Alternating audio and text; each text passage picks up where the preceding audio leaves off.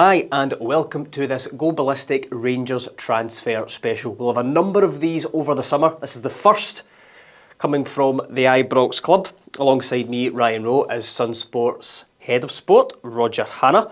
So what's to come today? A brief outline of where we are with regards to some of the incomings and outgoings at Rangers. Names that have been mentioned and names that may well be pipe dreams. Overnight, our own Gareth Law had the story that we've got two players pretty much looking quite close to coming. Where are we in that one, Roger? I think the closest, Ryan, look to be Max Aarons and Kwame Poku. Poku's been spoken about for a couple of weeks now. Peterborough winger, he's out of contract. Birmingham City, I think, looked as if they were going to get him, but I think he's keen to get a move up here. He's one that Russell Martin's admired for a while. Rangers, of course, have lost width in the team. You know, Václav Černý, loan spell has ended. He's gone back to Germany. Haji's not there anymore. Tom Lawrence isn't there anymore.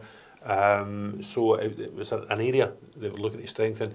Aarons, he knows even better. He was at Norwich City with him when he first came through. And there's quotes, I think, from Max Aarons describing him as a father figure in his career. Tried to sign him when he was at Southampton as manager, and now he's available again on loan from Bournemouth. I think he will sign him.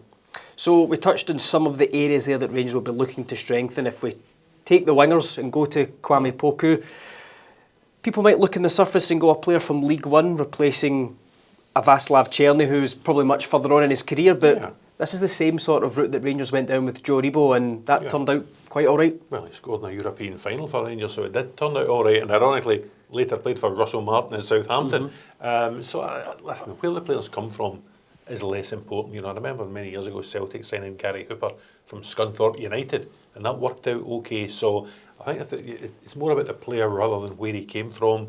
Poku was one that is highly rated. I think he scored a few goals last season as well as the assists. Got a hat-trick in that sort of derby against Cambridge, and is a player on the up international for Ghana. So he could be one that, you know, would add something in an area that Rangers need to strengthen in, Ryan. Yep, 12 goals he got last season for Peterborough. I suppose the one question mark may be that he missed a few games due to injury, but we can only hope. That's wingers for you, Ryan. That's, the ones that will get hacked down as you did in your day flying down the wing. Barry Fry, he actually said, you know, the kind of iconic Peterborough Barry Fry, he sees him as a Premier League player, so he actually said he doesn't want him to go to Ibrox. He would rather he goes to an English club because they'll get more money. You might find that, you know, that is a kind of stepping stone. Again, you're touching an example from Celtic, but Matt O'Reilly came from League One at the MK Dons to Celtic and ended up in the Premier League with Brighton. So it's maybe easier for players like Poku not to leap from Peterborough to the Premier without going, you know, somewhere in between. And Rangers could be that stepping stone in between, and it might work well for Rangers. You know, they're talking about building up this player trading model under Kevin Thelwell and Dan Purdy. If they can get players like Poku in for nothing, or just, you know, for very small fees and then sell them for more, that's exactly what Rangers should be doing.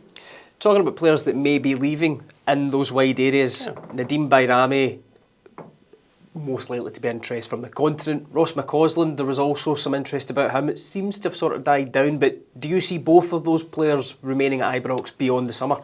No. Bayrami got a longer term contract for just coming in last summer, didn't really shine. And Chris Boyd called him his worst signing of the season. He did call him the worst signing. There was a lot of competition for that title as well last season in the Scottish Premiership, Ryan.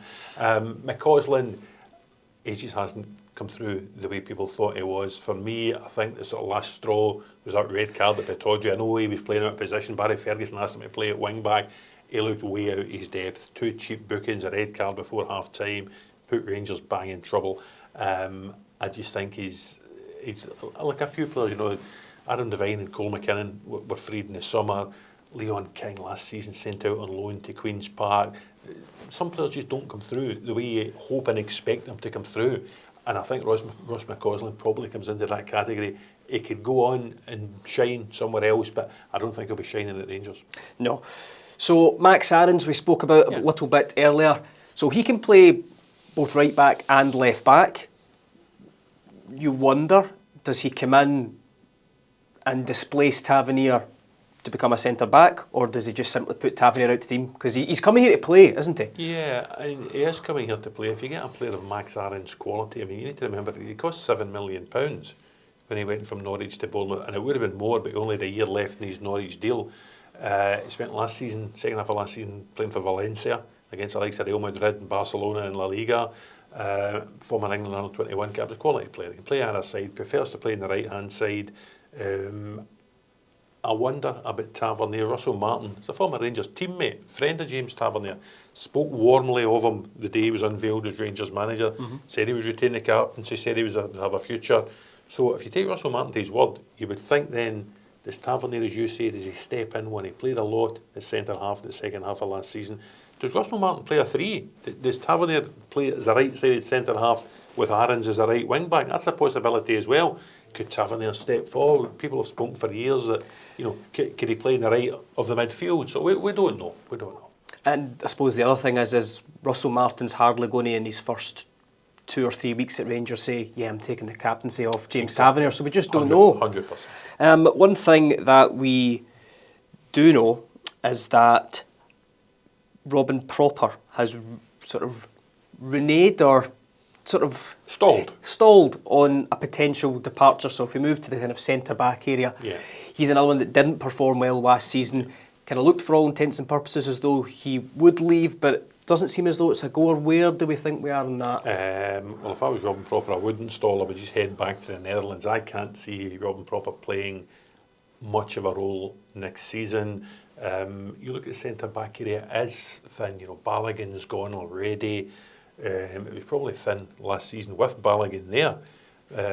Souttar's there last year of his contract. What happens long-term with him? Does Russell Martin see Tavernier as a central defender? Ben Davies is coming back, if you remember, with Kieran Dowell after their loan spells at Birmingham. Does Russell Martin think that Ben Davies is a better bet than Robin Proper? Or is there going to be a centre-half coming in? I suspect there will be. They've missed out on Harry Darling, who, again, Russell worked with at MK Dons. Russell really helped develop with Matt O'Reilly as young men at MK Dons. So he's missed him. He's gone to Norwich, ironically, a former team. He'll sign a centre-half, he has to. Yep, there's been links around Conor Coady, England international, played in the Premier League. Is it a realistic signing for Rangers, yeah? Yeah, I think it is. He's a player I like, particularly. He played in the middle of a back three at Wolves a few years ago. Really impressive. It didn't quite work for him at Leicester, but he's won England caps, and I think it was noticeable, one of the last finals, might even have been the World Cup, Gareth Southgate took him in the squad, and he took him almost as a kind of 26th man, just because of his character, his attitude, the way he is around the camp, his positivity, and I think that's the kind of character that Russell Martin will want to bring into Rangers. Rangers missed that kind of character over the last how many years? Possibly. They possibly have. I think maybe that's what happens when you turn over as many managers as Rangers do, because Rangers, last season, they were looking at a squad. Some of the players were signed, Tavernier you mentioned, signed by Mark Warburton. There's guys there that were signed by Steven Gerrard, by Giovanni Van Bronckhorst, by Michael Beale, by Philippe Clement. Guys were signed, by 4 or 5 different managers. Yep. That's not conducive to a good dressing room. I think, if you get one manager there who can build a squad, that's going to help. And he'll build the right characters within that squad and promote, the culture that he wants at the club. So Rangers fans, let us know in the comments, is someone like Conor Coady, maybe despite his age, would that experience be a big plus for you? Is there anyone else you would like to see? You disappointed to miss out on Harry Darling, for example, as we say, off to Norwich? If we look at the kind of midfield area for Rangers, Connor Barron will stay. We'll touch on Raskin and Diomande in a minute. It's kind of all gone quiet on the Moutinho front that we had seen before. So we had him, and we also had a little bit of potential for Flynn Downes. Is that a step too far? Because he's another very highly rated player. Everyone forgets about Lyle Cameron coming in as well, because that deal was announced in a pre-contract back in January. Absolutely. Flynn Downes, decent player. Again, he's one that Russell Martin worked with down south. He had him at Swansea, he had him at Southampton. He rates him very highly. But you're now in the category of £10 million players. Now, that is astronomical money in Scotland. But that's what reserve players go for in the English Premier League. So it's going to be a difficult deal to do, I think, simply because of the finances. What West Ham would expect to get for the player, and wages as well, because he'll be being paid as an English Premier League player. I'd always thought Joe Rothwell to Rangers makes sense. That's just me throwing a name out there, but we can only guess players that maybe Russell Martin has worked with and likes the look of. So he hasn't yet worked with, extensively anyway, Nico Raskin and Mohamed Diomande. Do you see both of them remaining at Ibrox once the season kicks off? Well, yes, I do. The caveat being, you don't know if there's going to be a bid out the blue for the players. You know, there's talk of Everton interest in Diamande. Raskin's reputation is only going to grow with the more caps he wins in that Belgian team. Manager really likes him. Well, the manager, Rudy Garcia, does seem to like him, and he's kind of promoted him into that Belgium squad ahead of Arne Engels. He's in there with the De Bruynes of this world, the Lukakus of this world, the Trossards, etc. And when they were struggling in that game against Wales a couple of weeks ago, Wales come back from 3-0 down to 3-3, it was Raskin that was sent off the bench. So people will be watching him, they'll be watching his development, they'll be looking at his numbers last season. He captained Rangers for a spell last season, including that Old Firm win at Ibrox. So his reputation is growing. I think Russell Martin would like to keep Raskin and Diamande because he will see potential in the two of them, but Rangers are always vulnerable to a big bid for a player. So try not to put you on the spot, particularly when it comes to numbers, but what price are you considering here? What will Rangers... For either of the players? For either the player. I don't think there's a player at Rangers just now that they could turn down bids of £15 million for. Any player. That's Raskin, that's Diamande, that's anyone else. Igamane, perhaps, who will come on to. Igamane as well. So I think that, that for me would be a fair number for any of those players. Let us know if you agree, Rangers fans. So we touched on Hamza Igamane there. So talking about the strikers, Dor Turgeman has been linked, the Israeli striker. By all accounts, it looks as though Cyriel Dessers is getting closer to an exit as well. Danilo was putting the hard yards in the beach, but he's never looked like a £6 million player, has he? He hasn't. And Igamane's a good player. I like Igamane. I'm not sure he's going to be a 20-goal-a-season striker any time in his career. You look at the positions he takes up in the pitch. He's not the 6-yard box striker that's going to get you a lot of goals that Dessers is. I think Dessers is bound for Greece with AEK Athens. So it's now up to Rangers. It's up to Kevin Thelwell and Dan Purdy and Russell Martin to go and get strikers. I don't think Danilo will do. He can knock in as many yards as he likes on the beach. There's nothing that would indicate to me that he's going to be a Rangers striker next season. They will need, whether it's Turgeman, whether it's someone else, they will need at least one striker to replace Dessers. And if I was Rangers, at the minute, in the position they're in, when they're, there's 9 players out the door who saw first-team football last season. Rangers need quality in. I actually think they need a bit of quantity in as well, particularly if we're looking at, McCausland and King and Proper, guys like that going out the door. If I was Rangers, right now I would go and sign Josh Mulligan for nothing, Dan Armstrong for nothing, and Lawrence Shankland for nothing. They are all Scottish, they help you with that. They're all proven players in the Scottish Premiership. I'm not saying that the 3 of them will go toe-to-toe with Atletico Bilbao in a Europa League quarter-final, but I think domestically they would be good signings for Rangers. They cost nothing, the wages aren't astronomical, you know what you're getting, horses for courses, and they'd be valuable players who could contribute during the season. Well, when that triple transfer swoop goes in, I'm sure you'll be due a cut of it from the players' agents. Won't be hard to deal with. Jamie Vardy, he was mentioned sort of at the end of the season. Is that a pipe dream? Or could you actually envisage someone at the end of their career saying, I've never played? He said he wants to play on at 38. Jamie Vardy has made an awful lot of money for an awful long time.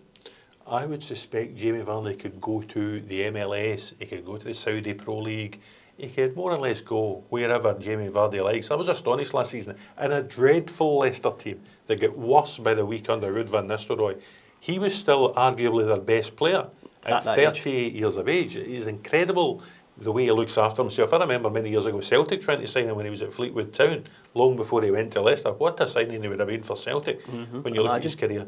500 games for Leicester, 200 goals for Leicester.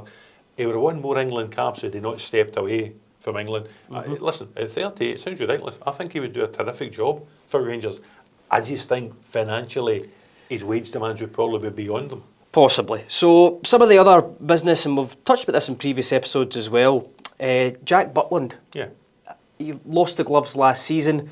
We've not really seen Rangers linked with any goalkeepers. You could have put Angus Gunn's name in there that sort of seems to come up every now and then, but he's now actually dealing with an injury. Yeah.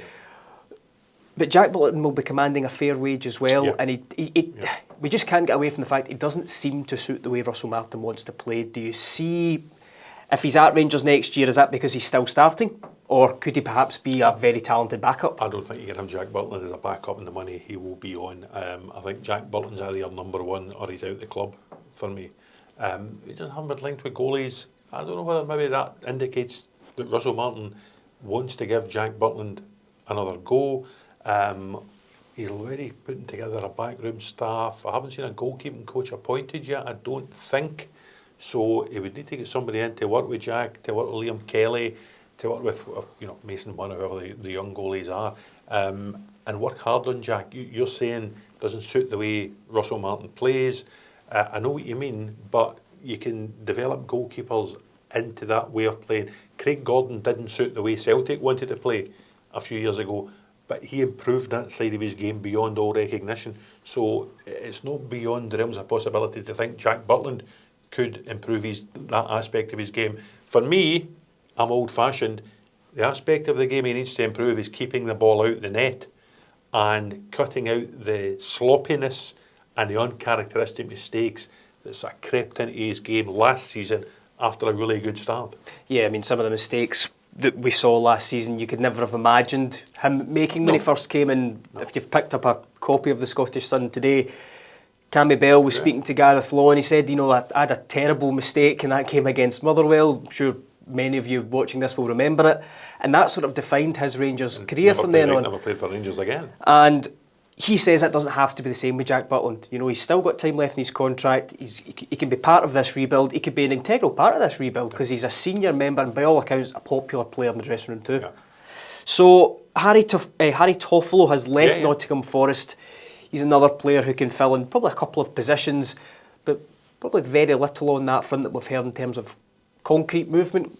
No, but I haven't really heard of him going elsewhere though. There was always talk of Harry Darling going elsewhere, and he eventually went to Norwich. Toffolo's a decent player, and again, a bit like Conor Coady, he was one who got a sort of reputation as a sort of good character in the dressing room. Latterly at Forest didn't see a lot of football. Nuno moved Nico Williams over to that side of the Forest defence, and he only really was in the periphery last season, but didn't rock the boat, just went with it. He's now out of contract, and the thing about Max Aarons and Harry Toffolo, good players, but players who need to be playing football regularly because they haven't had nearly as many matches, as many minutes as their careers demand. Mm-hmm. So Russell Martin's sales pitch to these guys will be, come up here, play 40 games, play 45 games next season, see where it takes you, and if you begin to show the promise that you once showed down south, you can get back to the level you were at or you want to be at. So to put you on the spot here just before we wrap up, when Rangers line up for their first Champions League qualifier in, it's a month's time. A month's time. It draws tomorrow. How many new faces will be in the starting 11? I think there'll need to be a few. I remember Ange Postecoglou going into a Champions League qualifier against Midtjylland with a very young, inexperienced squad, and Celtic lost the tie. Mm-hmm. Rangers will have a difficult tie. It's going to be either Panathinaikos or Servette or Brandbergen. They're not playing teams for Gibraltar or Malta or Cyprus.